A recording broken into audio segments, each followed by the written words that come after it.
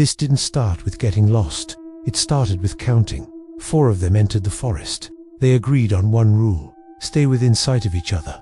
The trees were tall, thin, evenly spaced, almost organized. At first, they walked in a straight line, 20 steps forward. The ground was soft but stable.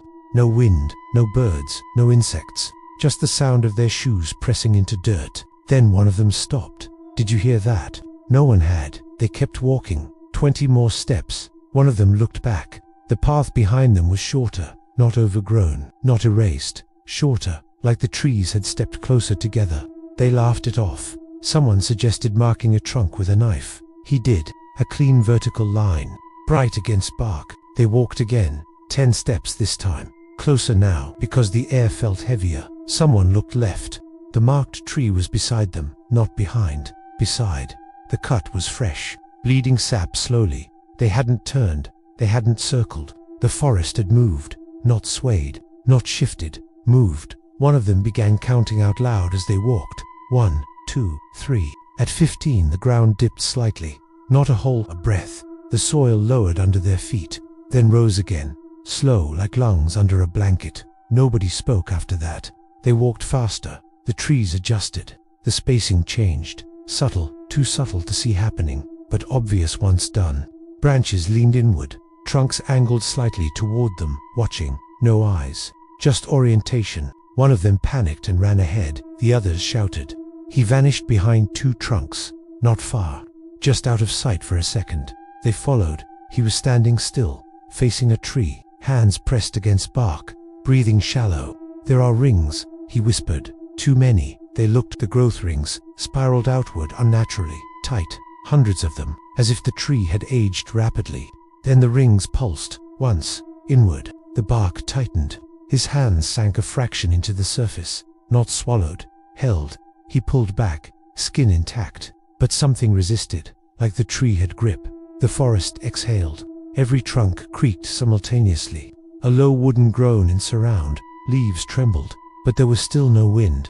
One of them checked the compass. The needle spun slowly, not frantic, just refusing to choose. They tried to walk back, but after 10 steps, they reached the same marked tree again. Except now there were 4 cuts, identical, same height, same depth, each bleeding sap, each fresh. They hadn't made those. The forest was practicing them, learning their motion, their rhythm, their path. The ground shifted again, a subtle lift, then settle. Someone tripped. When they looked down, their footprint was gone, not filled, not smoothed, gone. The soil had sealed itself. No record. One of them started breathing too fast, hyperventilating. The forest responded. The ground began rising and falling faster, matching him. Tree trunks creaked in quicker intervals. Closer, closer. He tried to slow down. The forest slowed too. Perfect sync. They realized then it wasn't blocking them. It was aligning them, spacing them, measuring stride length, matching lung capacity. The trees began standing closer together. Not enough to trap, just enough to narrow. The sky above thinned, branches knitting overhead. One of them whispered, "It's walking."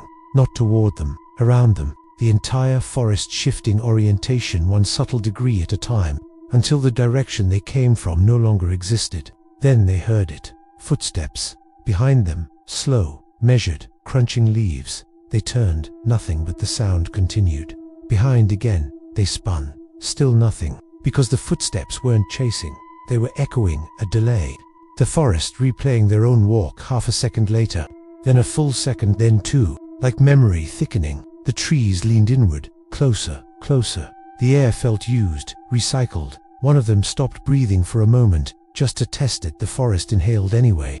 The ground lifted sharply. He stumbled, forced to inhale. The forest didn't need them to move. It needed them to synchronize. They tried to scream for help. The sound didn't travel.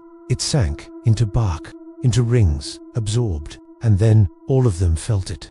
The forest inhaled deeply, long, slow, every tree expanding outward slightly. The soil swelling. Their chests pulled open, not by fear, by pressure. They exhaled together, because the forest did.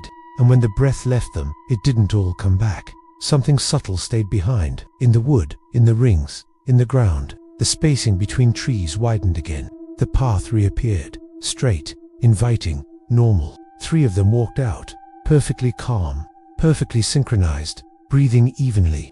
The fourth, the one who stopped breathing first, was not there. There was no struggle, no blood, no torn fabric, just a new tree, thin, fresh, standing where the spacing had closed. If you cut it open, you'd find rings, too many, too tight, and somewhere inside a rhythm that isn't yours. If you felt your breathing change, it already measured you.